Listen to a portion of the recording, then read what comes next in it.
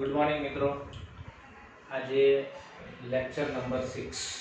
Okay મિત્રો, આપણે છેલ્લે લેક્ચર નંબર 5 ની અંદર આપણે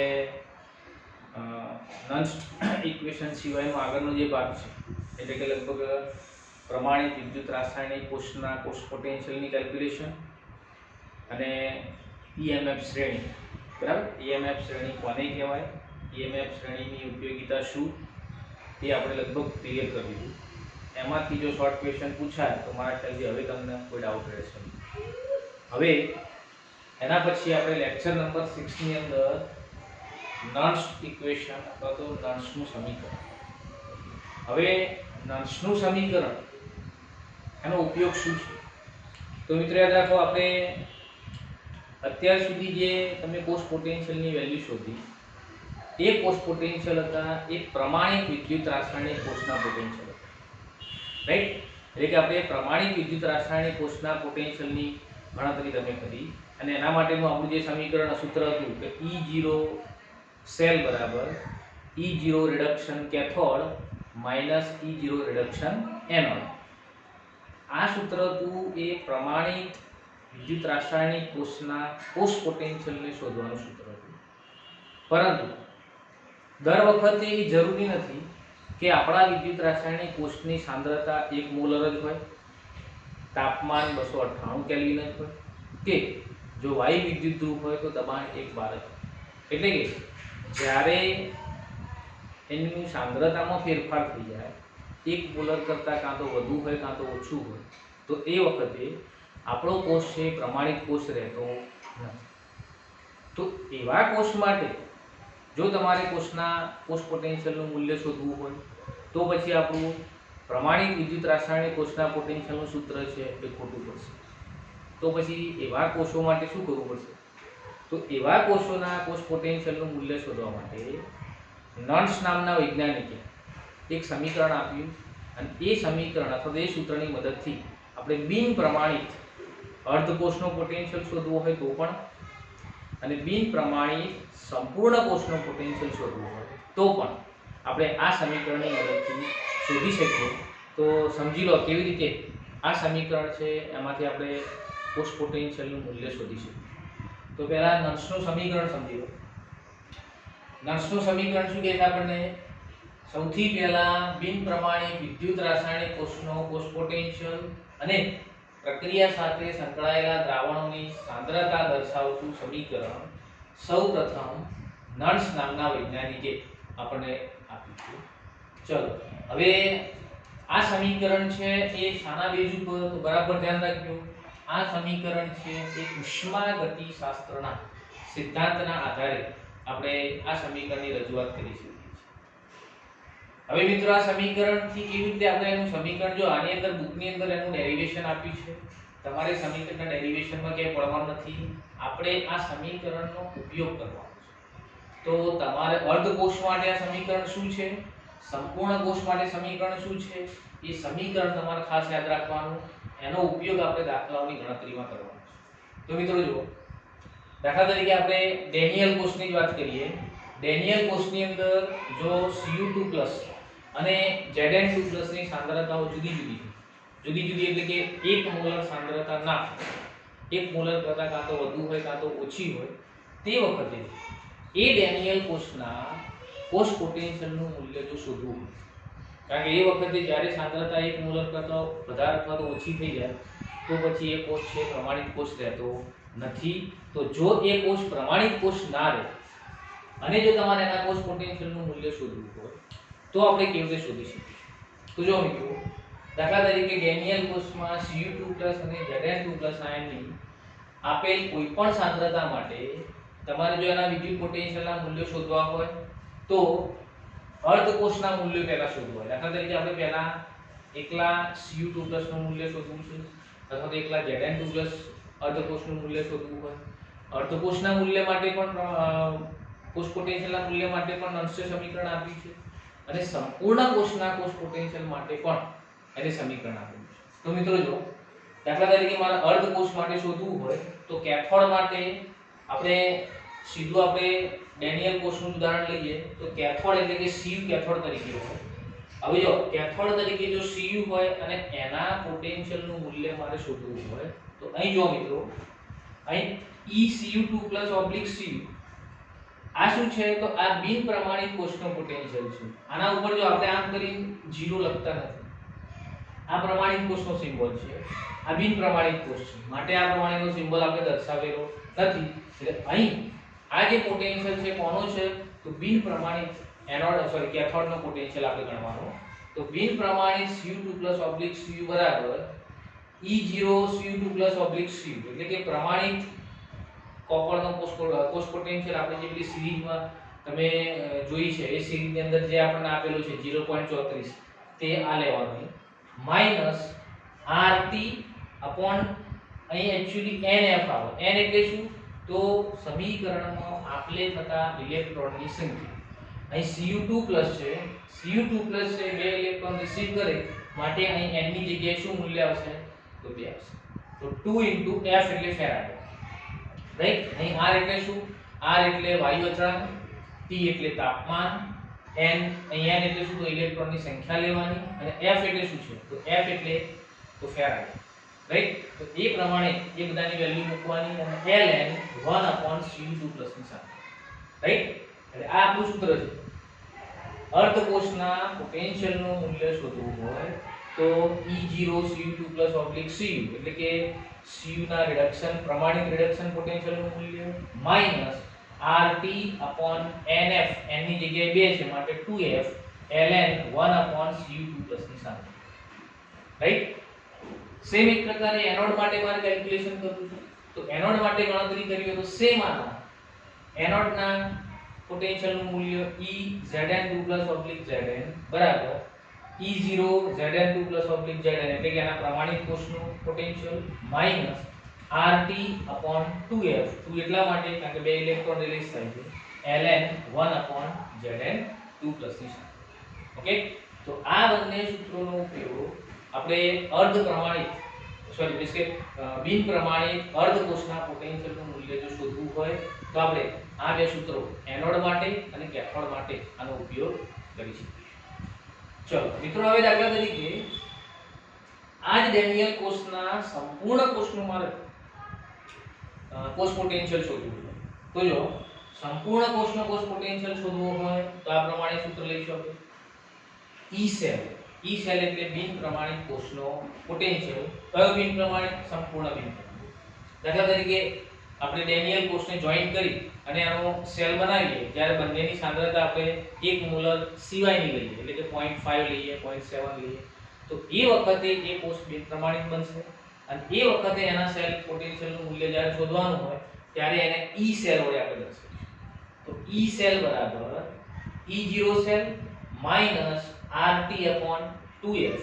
2 એટલા માટે એક્ચ્યુઅલી NF આવે, 2 એટલા માટે કારણ કે બંનેમાં બે ઇલેક્ટ્રોનની આપ-લે થાય છે. સો 2F ln ઉપર એનોડની સાંદ્રતા, નીચે શું લેવાનું તો કેથોડની સાંદ્રતા. ઓકે. સાંદ્રતા આપણે જ્યારે કોષનું નિરૂપણ કરીએ છીએ એ વખતે નીચે 1 મોલર જે લખીએ છીએ એની જગ્યાએ એના સિવાયની સાંદ્રતા પર એ પણ લખેલી હોય તો એ સાંદ્રતા તમારે અહીં ગણતરીમાં લેવાની છે. ઓકે. ચલો હવે દાખલા તરીકે મિત્રો અહીં ln ને આપણે લોગમાં ફેરવી દઈએ તો જો લોગમાં ફેરવશો શું થશે તો E સેલ બરાબર E0 cell minus 2.303 RT NF એટલે કે 2 * F log Zn2 ની સાંદ્રતા અપોન Cu2 ની સાંદ્રતા. એનો મતલબ એ કે અહીં તમે જ્યારે લોગમાં લો છો એટલે 2.303 વડે આને આપણે ગણતરી કરી ગુણી લઈ અને આપણે લોગમાં કન્વર્ટ કરીશું. તો ચલો હવે જો હવે આટલાનું આપણે સાદુરૂપ આપી દઈએ કારણ કે આ બધા કોન્સ્ટન્ટ છે. 2.303 * R એટલે વાયુ અચળાંક છે, T એટલે તાપમાન છે અને F એટલે ફેરાડે છે. જો તમે એ બધાનું કેલ્ક્યુલેશન કરી દો આ પ્રમાણે 2.303 RT / F તો એની વેલ્યુ મળશે તમને 0.059, રાઈટ. જે R બરાબર શું છે તો વાયુ અચળાંક, R ની વેલ્યુ 0.08314, T બરાબર 298 કેલ્વિન તાપમાન લેવાનું, ફેરાડે 96487 એટલે કે 96500 આપણે લઈ શકીએ તો તમને આની વેલ્યુ મળશે 0.059. એટલે આપણે અહીં આટલી જગ્યાએ આટલાની વેલ્યુ કેટલી મૂકી શકીએ આપણે 0.059 તો આપણું સૂત્ર આ પ્રમાણે મળશે ઈ સેલ બરાબર E0 સેલ માઈનસ 0.059 ભાગ્યા 2 log ઉપર Zn2+ ની સાંદ્રતા ભાગ્યા Cu2+ ની સાંદ્રતા. જનરલ સૂત્ર લખવું આ મેં ડેનિયલ કોષ માટે લખ્યું, પણ દાખલા તરીકે મારે જનરલ સૂત્ર લખવું છે કોઈ પણ કોષ માટે, તો જનરલ સૂત્ર લખો તો આપણું સૂત્ર આ પ્રમાણે થાય: E સેલ બરાબર E0 સેલ, જેનો આપણે બિન પ્રમાણિત કોષ બનાવ્યો હોય એના પ્રમાણિત પોટેન્શિયલના મૂલ્યો લઈ અને એનો E0 સેલ શોધવાનો. તો E0 cell minus 0.059 upon n એટલે શું? તો n એટલે એના ઇલેક્ટ્રોનની સંખ્યા n log એનોડની સાંદ્રતા ઉપર અને નીચે કેથોડની સાંદ્રતા. ઓકે, એટલે આ સૂત્ર કોઈ પણ બિન પ્રમાણિત કોષના સંપૂર્ણ કોષનો પોટેન્શિયલ શોધવો હોય આ સૂત્ર આપણે વાપરીશું. જો n બરાબર શું લેવાનું? તો n બરાબર ઇલેક્ટ્રોનની સંખ્યા. ઓકે, n બરાબર શું લઈશું? તો ઇલેક્ટ્રોનની સંખ્યા. તો ચલો આ પ્રમાણે એ લખી દેજો. જો n બરાબર આપલે થતા ઇલેક્ટ્રોનની સંખ્યા. ઓકે, તો આ પ્રમાણે આપણે સંપૂર્ણ કોષના E સેલનું મૂલ્ય શોધવું હોય આ સૂત્ર તમારે યાદ રાઈટ, જ્યાં તમને આપેલું છે. જો E સેલ બરાબર શું? તો બિન પ્રમાણિત કોષનો પોટેન્શિયલ, E0 સેલ પ્રમાણિત કોષનો પોટેન્શિયલ લેવાનો, n આપલે થતા ઇલેક્ટ્રોનની સંખ્યા. રાઈટ, હવે જો મિત્રો આ E સેલનું મૂલ્ય એ એનોડ અને કેથોડ બંનેની સાંદ્રતા પર આધાર રાખે. કેવી રીતે? કઈ જો E સેલનું મૂલ્ય એનોડ અને કેથોડની સાંદ્રતા પર આધાર રાખે છે. E સેલનું મૂલ્ય કેથોડની સાંદ્રતાના વધારા સાથે, એટલે કે કેથોડની સાંદ્રતા જો વધે અથવા એનોડની સાંદ્રતાના ઘટાડા સાથે વધે છે. E સેલ એ કેથોડની સાંદ્રતામાં જો વધારો થાય તો વધે અને એનોડની સાંદ્રતામાં ઘટાડો થાય તો વધે, કારણ કે આગળ માઈનસ ચિહ્ન, અને માઈનસ ચિહ્ન હોય એમાં હંમેશા મોટી વેલ્યુ હોય એનું મૂલ્ય નાનું હોય, નાની વેલ્યુનું મૂલ્ય કેવું હશે? મોટું હશે. માટે આ ખાસ ધ્યાન રાખજો, આ MCQ માં પૂછી છે. રાઈટ, તો આટલી વસ્તુ આપણે E સેલ માટે, બિન પ્રમાણિત કોષના E સેલ માટે આટલી વસ્તુ તમારે ધ્યાનમાં. હવે મિત્રો દાખલા તરીકે આ મેં તમને ડેનિયલ કોષ માટે E સેલની વાત કરી. હવે દાખલા તરીકે ડેનિયલ કોષ સિવાયનો કોઈ પણ કોષ, એના માટે જો તમારે E સેલનું કેલ્ક્યુલેશન કરવું હોય તો જુઓ, દાખલા તરીકે આવો એક કોષ આપણે લીધો છે Ni/Ni2+, Ag+/Ag, એટલે કે અહીં કેથોડ તરીકે Ag છે, એનોડ તરીકે Ni માંથી Ni2+ મળે છે. તો હવે આ કોષ માટે જો આપણે નંશનું સમીકરણ લખવું તો કેવી રીતે લખવું? તો મિત્રો યાદ રાખજો ખાસ, જ્યારે આપણે એવા કોષનું નિરૂપણ કરતા હોય કે જે કોષની અંદર ઇલેક્ટ્રોનની સંખ્યા એ સમાન ના હોય, એનો મતલબ શું થયું? કે ઇલેક્ટ્રોનની સંખ્યા છે એ મુક્ત થતા ઇલેક્ટ્રોન અને રિસીવ થતા ઇલેક્ટ્રોન એ સરખા ના. અહીં જો અહીં નિકલ છે 2 ઇલેક્ટ્રોન મુક્ત કરે છે, પરંતુ Ag કેટલા રિસીવ કરી શકે છે? ફક્ત એક જ રિસીવ કરી શકે. તો એવા સમયે શું કરવાનું? તો એવા સમયે કમ્પલસરી એની કોષ પ્રક્રિયા લખવાની.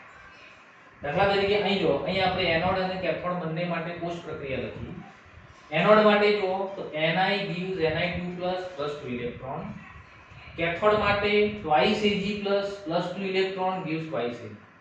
એટલે કે અહીં જો અહીં આપણે Ag ને ખરેખર એક જ ઇલેક્ટ્રોનની જરૂર છે, પરંતુ અહીં Ni 2 ઇલેક્ટ્રોન મુક્ત કરે છે, માટે તમારે કેટલા રિસીવ કરવા પડે?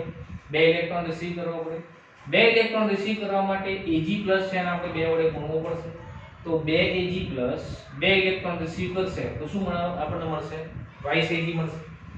હવે તમે સંપૂર્ણ કોષ પ્રક્રિયા લખો તો બંને બાજુથી 2 ઇલેક્ટ્રોન રિમૂવ કરો તો શું વધશે?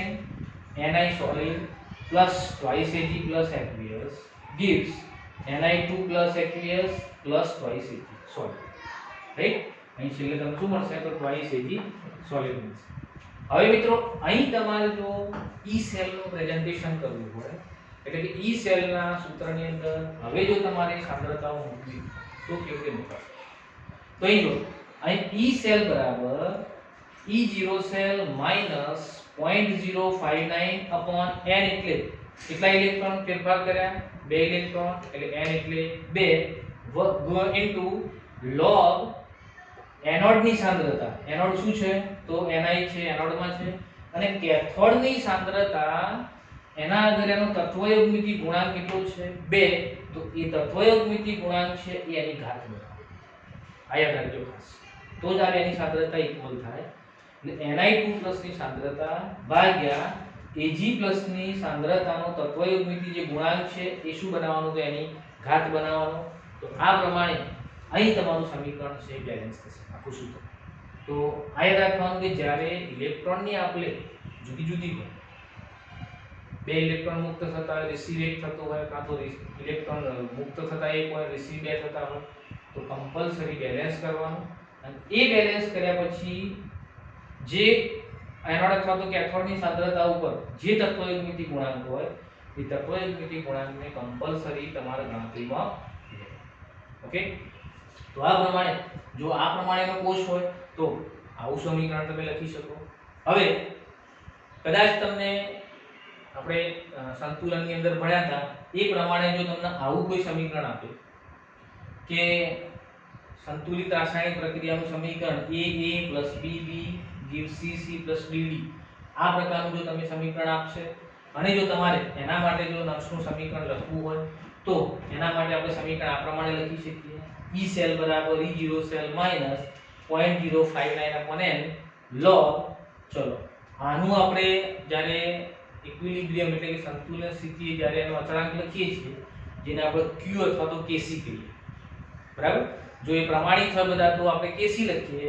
બિન પ્રમાણિત હોય તો બધા Q લખીએ છીએ તો અહીં Q એટલે શું તો Q એટલે નિપજોની સાંદ્રતાનો ગુણાકાર ભાગ્યા પ્રક્રિયકોની સાંદ્રતાનો ગુણાકાર ક્યાંક MCQ માં પૂછાય તમને પ્રશ્ન તો આ પ્રમાણે આપણે પ્રશ્નનો જવાબ લખી શકીએ અથવા ઘણી વખત શું થશે તમને Q ની વેલ્યુ આપેલી હોય અને તમને એવું કહેવામાં આવે કે ભાઈ E સેલ શોધો તો Q ની વેલ્યુ જો આપી હોય તો Q ની વેલ્યુ મૂકી અને આપણે આ સૂત્રનો ઉપયોગ કરી અને E સેલની ગણતરી કરી શકીએ તો મિત્રો આ પ્રમાણે આપણે બિન પ્રમાણિત કોષ માટે નર્સના સમીકરણનો ઉપયોગ કરી અને આ પ્રમાણે સૌથી પહેલા તો તમે એનું સમીકરણ કેવું તે લખી શકાય અથવા તો એની ગણતરી માટે કઈ વસ્તુની જરૂર પડશે આટલી વસ્તુ ધ્યાન રાખો આના રિલેટેડ હવે આપણે દાખલાઓની ગણતરી કરવાની છે મિત્રો નર્સનું સમીકરણ એટલું બધું ઇમ્પોર્ટન્ટ છે કે આના રિલેટેડ બિન પ્રમાણિત કોષના સેલ પોટેન્શિયલના મૂલ્યો શોધવામાં મદદ થશે સાંદ્રતા કોષના પોટેન્શિયલના મૂલ્યો શોધવાના આમાંથી તમને મળશે pH ગણતરી કરવાની છે તમને આમાંથી મળશે સંતુલન અચળાંકની ગણતરી આપણને આમાંથી મળશે એટલે લગભગ બધા જ પ્રકારના દાખલા એક જ સમીકરણની અંદર સમાયેલા છે એટલે બહુ જ ઇમ્પોર્ટન્ટ છે કમ્પલસરી આ સમીકરણ દરેકને આવડવું જોઈએ ઓકે મિત્રો નર્સનું સમીકરણ જોયા પછી એ સમીકરણનો ઉપયોગ કરી એટલે કેવી રીતે બિન પ્રમાણિત કોષના કોષ પોટેન્શિયલનું મૂલ્ય શોધી શકાય એના માટે આપણે કેટલાક એક્ઝામ્પલ જોઈએ એક્ઝામ્પલ સમજશો એટલે લગભગ તમને ક્લિયર થઈ જશે તો મિત્રો જો દાખલા તરીકે પહેલું એક્ઝામ્પલ છે કે નીચે દર્શાવેલી કોષ પ્રક્રિયાને આધારે કોષ નિરૂપણ કરો અને E સેલનું મૂલ્ય શોધો ચલો અહીં આપણને કોષ પ્રક્રિયા શું આપી છે કે Mg + twice Ag gives Mg2 + twice Ag અહીં આપણને જે કોષ પ્રક્રિયા આપેલી છે એ કોષ પ્રક્રિયામાં આયનોની સાંદ્રતા 1 મોલર નથી સમજો અહીં સાંદ્રતા 0.0001 મોલર અહીં 0.130 મોલર છે તો સાંદ્રતા 1 મોલર ના હોય તેવા કોષને કયો કોષ કહીશું આપણે બિન પ્રમાણિત કોષ કહીશું તો અહીં ટૂંકમાં બિન પ્રમાણિત કોષ આપેલો છે આપણને આ બિન પ્રમાણિત કોષના E0 સેલ પ્રમાણિત કોષ પોટેન્શિયલનું મૂલ્ય આપણને આપેલું છે 3.17 વોલ્ટ રાઈટ કદાચ તમને પ્રમાણિત કોષ પોટેન્શિયલનું મૂલ્ય ના આપ્યું હોય તો આપણે એની ગણતરી કરવી પડે કેવી રીતે ગણતરી કરવાની તો આપણે જે પેલી સિરીઝ આપી છે EMF સિરીઝ એ EMF સિરીઝમાં પ્રમાણિત કોષ પોટેન્શિયલના મૂલ્યો આપણને આપેલા છે એ મૂલ્યોમાંથી આપણે E0 સેલ વાળું જે સમીકરણ મીન્સ કે સૂત્ર છે એનો ઉપયોગ કરી અને આપણે કોષના પ્રમાણિત કોષ પોટેન્શિયલનું મૂલ્ય શોધી કાઢ્યું. હવે મિત્રો જો હવે આ પ્રમાણેનો તમને કોષ આપ્યો છે. કોષમાં તમને શું કહ્યું છે? કોષનું નિરૂપણ કરવાનું કહ્યું છે અને કોષ પ્રક્રિયા આપણને લખવાની કહી છે. હવે જો આપણે કોષનું નિરૂપણ હું શોર્ટમાં અહીં કરી દઉં છું. આપણે જગ્યા નહોતી એટલે બાકી રાખ્યું છે. ચલો કોષનું નિરૂપણ કરવા માટે સમજી લો. પહેલા અહીં એનોડ કયો બનશે અને કેથોડ કયો બનશે તમને કોષ પ્રક્રિયા ઉપરથી ખબર પડી જશે. કોષ પ્રક્રિયામાં અહીં જો Mg નું Mg2+ માં અને Ag+ નું Ag માં રૂપાંતર થાય. જેનું ઓક્સિડેશન થાય એ એનોડ, જેનું રિડક્શન થાય એ કેથોડ બનશે. ઓકે, તો અહીં Mg એનોડ બનશે એટલે આપણે કોષ નિરૂપણ કરીએ એ વખતે Mg2+ aqueous સાંદ્રતા કેટલી દર્શાવવાની? 0.130 મોલ ઓબ્લિક Mg સોલિડ માંથી આપણે Mg2+ દર્શાવવાનું છે. Mg સોલિડ એમાંથી Mg2+ aqueous 0.130 મોલ બરાબર ઓક્સિડેશન બતાવ્યું. ક્ષાર સેતુનો ઉપયોગ કરો. Ag+ માંથી Ag બનાવો. જ્યાં Ag+ ની સાંદ્રતા કેટલી લેવાની? તો 0.0001. ઓકે, આ પ્રમાણે એનોડ, આ પ્રમાણે કેથોડ કોષ નિરૂપણ કરી દેવાનું. કેથોડ બાજુ પ્લસ દર્શાવવાનું, એનોડ બાજુ માઈનસ દર્શાવવાનું. આપણે આગળ જે પ્રમાણે કોષ નિરૂપણ કર્યું તે પ્રમાણે સૌથી પહેલું તમારે કોષ નિરૂપણ સમજાવી દેવાનું. ચલો હવે મિત્રો કોષ પ્રક્રિયા. હવે કોષ પ્રક્રિયા ક્યારે જરૂરી છે? તો ખાસ યાદ રાખજો, જ્યારે તમે ઓક્સિડેશન પ્રક્રિયામાં અને રિડક્શન પ્રક્રિયામાં જો ઇલેક્ટ્રોનની સમાન આપલે થતી હોય, એટલે કે 2 ઇલેક્ટ્રોન મુક્ત થતા હોય અને સામે 2 ઇલેક્ટ્રોન રિસીવ થતા હોય તો કોષ પ્રક્રિયા ના લખો તો ચાલશે. પરંતુ જો દાખલા તરીકે આવું બનતું હશે કે અહીં Mg 2 ઇલેક્ટ્રોન રિલીઝ કરે છે પરંતુ Ag+ છે એક જ ઇલેક્ટ્રોન જ્યારે મેળવતો હોય તે વખતે કોષ પ્રક્રિયા લખવી જેથી તમને ગણતરીમાં ભૂલ ના પડે.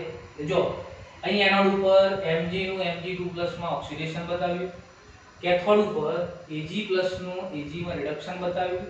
હવે અહીં જો Ag+ ને એક જ ઇલેક્ટ્રોનની જરૂર છે પરંતુ Mg કેટલા મુક્ત કરશે? 2 ઇલેક્ટ્રોન. તો Ag+ છે એને 2 ઇલેક્ટ્રોન રિસીવ કરવા માટે twice Ag+ આપણે કરવું પડશે વત્તા 2 ઇલેક્ટ્રોન gives twice Ag.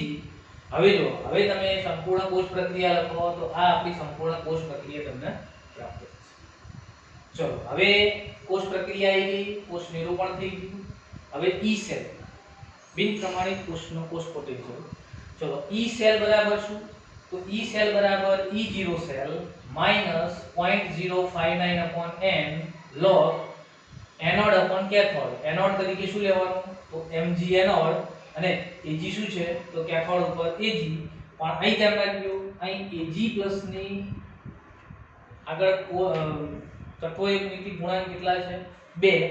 એનો મતલબ Ag+ ની સાંદ્રતા ઉપર કેટલા લખવા પડશે? 2 લખવા પડશે. રાઈટ? તો આ પ્રમાણે Mg2+ ની સાંદ્રતા upon Ag+ ની સાંદ્રતાનો વર્ગ દર્શાવવાનો. ચલો મિત્રો હવે E0 સેલનું મૂલ્ય તમને આપેલું છે એની વેલ્યુ મૂકો -0.059/n બરાબર કેટલા? તો n બરાબર 2 ઇલેક્ટ્રોનની આપણે કરી log Mg2+ ની સાંદ્રતા 0.130 ભાગ્યા Ag+ ની 0.0001 એનો સ્ક્વેર કરો. ચલો હવે અહીં જો અહીં તમારો સ્ટેપ બાય સ્ટેપ જ જવાનું, શોર્ટકટ ક્યાંય કરતા નહીં. શોર્ટકટ કરવા જશો ભૂલ થશે અને છેલ્લો જવાબ ખોટો થશે. ભલે એક સ્ટેપ વધારે લખવાનું થાય પણ સ્ટેપ બાય સ્ટેપ જ. ચલો ત્યાર પછી જો નીચે 3.17 એમના માઈનસ અહીં 0.059 ને 2 વડે ભાગી નાખો તો 0.0295 મળશે. log 0.130 ભાગ્યા 0.0001 નો વર્ગ. હવે જો 0.0001 એટલે શું? તો 10 ની -4 ઘાત એનો વર્ગ લેવાનો. રાઈટ? આ કહી જો 1 2 3 અને 4 એટલે 10 -4 થાય એનો સ્ક્વેર કરી દીધો.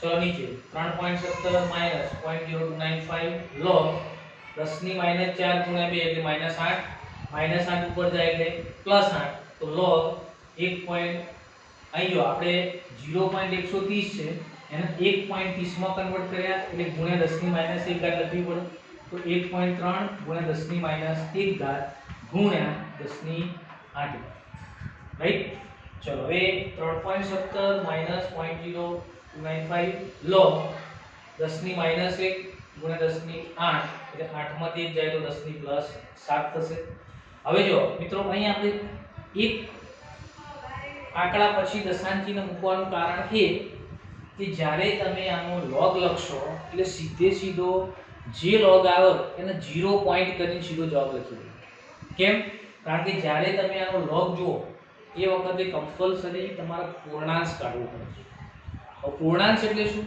તો પૂર્ણાંશનો મતલબ એવો થાય કે દશાંશ ચિહ્નની ડાબી બાજુએ જેટલા આંકડા હોય આંકડા એટલે 1 છે અહીં દાખલા કે 25 હોય તો બે આંકડા કહેવાય 125 હોય તો ત્રણ આંકડા કહેવાય જેટલા આંકડા દશાંશ ચિહ્નની ડાબી બાજુએ હોય એ આંકડામાંથી એક માઈનસ કરવાનો કેટલા માઈનસ કરવાના એક માઈનસ કરવાનો અને એક માઈનસ કરી જે આવે એ એનો પૂર્ણાંક એટલે અહીં તમારે 1.3 મેં લખ્યો 1.3 એટલા માટે લખ્યું કે દશાંશ ચિહ્નની ડાબી બાજુએ એક જ આંકડો આવે એક આંકડાને એકમાંથી બાદ કરો તો શું થઈ જાય જવાબ 0 થઈ જાય એટલે 0 પોઈન્ટ સીધો લખતો થાવ એટલા માટે તમારે ગમે તે સંખ્યા આપી એ સંખ્યાને એક આંકડા પછી દશાંશ ચિહ્નમાં કન્વર્ટ કરી દેવાની જેથી તમને એનો પૂર્ણાંક કાઢવામાં કોઈ તકલીફ પડશે તો ચલો એ પ્રમાણે આપણે આનો 1.3 ગુણ્યા 10 ની માઈનસ 1 ઘાત ગુણ્યા 10 ની 8 ઘાત એ પ્રમાણે પૂર્ણાંક કાઢીશું તો તમને આ પ્રમાણે મળશે ચલો હવે એનો log જોવો છે તો 3.17 માઈનસ 0.0295 ચલો આનો log શું થશે ચલો આનો log થશે 13 નો જો log જોતા કદાચ તમને બધાને આવડતું હશે ના આવડતું હોય તો log જોતા કમ્પલસરી શીખી લેવાનું કેવી રીતે log જોવાનું જો log જોવા માટે મિનિમમ અહીં આપણી જોડે 4 આંકડા હોવા કદાચ ના હોય તો પાછળના આંકડાને તમારે 0 સમજી લેવાનું બરાબર દાખલા કે અહીં 13 છે અહીં પોઈન્ટ નહીં જોવાનો છે log જોતી વખતે પોઈન્ટને તમે ધ્યાનમાં લેવાનો નહીં 13 અને પાછળ 0 0 સમજવાનું તો જો કેવી રીતે જોવાનું તો તમારે 13 બે જ આંકડા છે તો 13 નો 0 ના કોલમમાં તમારે log જોવાનો આવું જો log કેવી રીતે જોવાનો આપણને બુકની અંદર તમને જો log ટેબલ આપેલું છે આ પ્રમાણે લઘુગણક લખેલું છે આ log ટેબલ છે આ log ટેબલમાં મારે 13 નો 0 ના કોલમમાં જોવો છે તો આ 13 જોઈ લેવાનું પહેલા બે આંકડા છે એના આ કોલમમાં જોવાના ત્રીજો આંકડો છે એ આટલાથી લઈને આટલાનો ત્રીજો આંકડો જોવાનો અને ચોથો જો આંકડો હોય તો ડિફરન્સમાં જવાનું બરાબર અહીં આપણે બે જ આંકડા છે તો ત્રીજા આંકડાને આપણે 0 સ્વીકાર લેવાનો તો 0 સ્વીકારીએ તો 13 નો 0 ના કોલમમાં log જુઓ તમે તો 1139 ચલો કેટલો log આવ્યો આપણો 1139 પૂર્ણાંક કેટલો તો મેં કહ્યું કે ડાબી બાજુ જે આંકડા હોય એમાંથી એક બાદ કર દો એકમાંથી એક જતું રહે એટલે 0.1139 વત્તા 10 ની 7 ઘાત યાદ રાખવાનું 10 ના ઉપર જેટલી ઘાત હોય એ એનો log અહીં 10 ના ઉપર 7 ઘાત છે તેનો log કેટલો થાય તો 7 રાઈટ ચલો હવે આ બંનેનો સરવાળો કરો 7.1139 આ બંનેનો ગુણાકાર કરો 0.21 3.17 માંથી માઈનસ કરશો તો E સેલ બરાબર 2.96 વોલ્ટ આ પૂછો